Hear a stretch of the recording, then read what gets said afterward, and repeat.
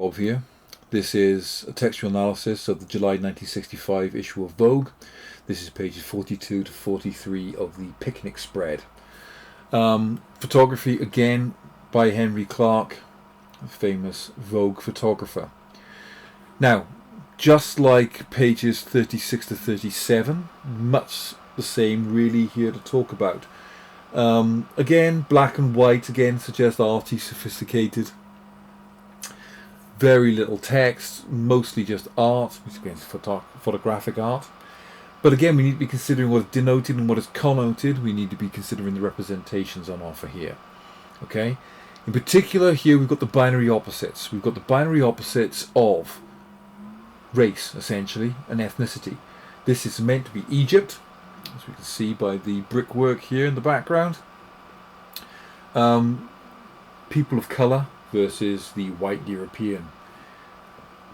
They're reduced to just shadows, to just shapes. They're dehumanized. They are other. They are different, but they're exotic. Look at the way his face is just a black blob, but the signifiers of his exotic nature. His turban, his, I don't know, what do you call it, kaftan, I guess. The way he's not wearing any shoes, as far as I can see. Where he's sitting on this sort of like, don't even know what that is, platform of some kind, maybe a reclining bed of some sort.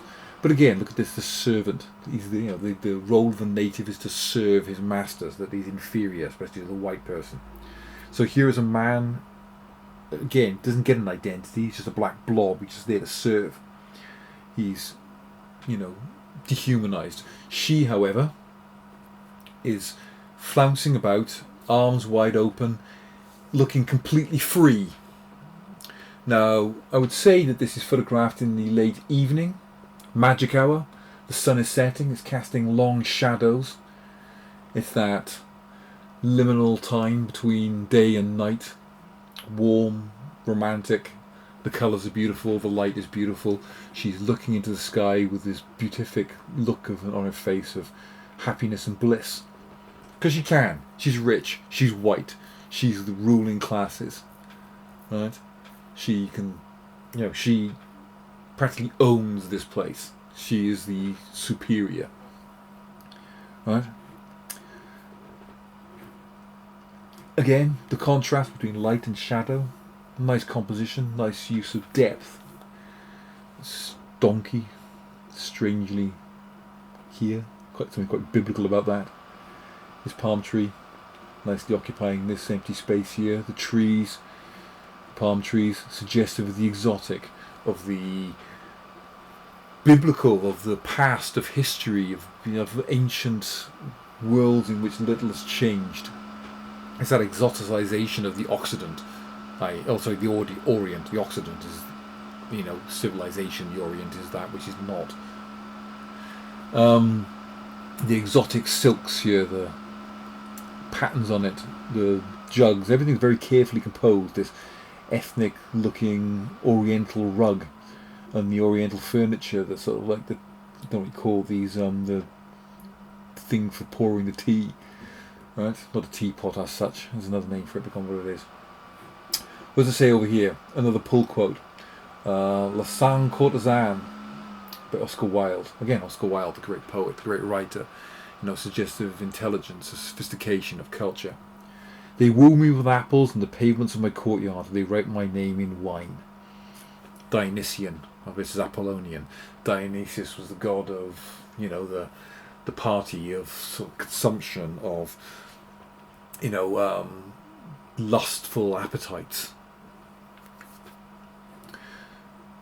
Look at the words they're using. Dreamy, golden silk caftan, brightest lapis blue, and sunset red embroidery, jewels by the thousand, golden, pearly glass beads, necklaces, earrings, bracelets, ankles, caftan, 39 guineas, all at Civita.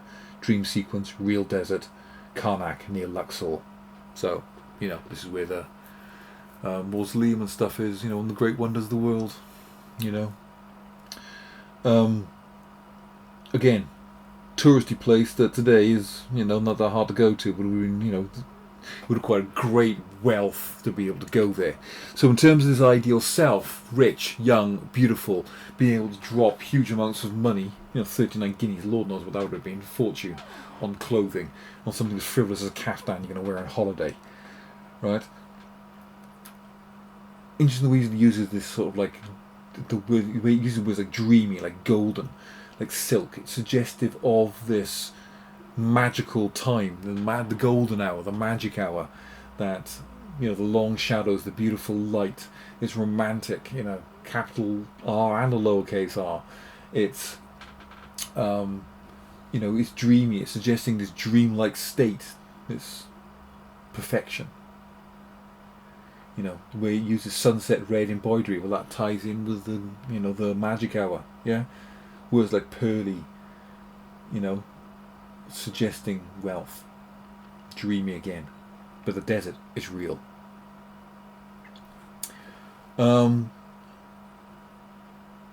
Yeah, good photograph, nicely composed, arguably a bit racist.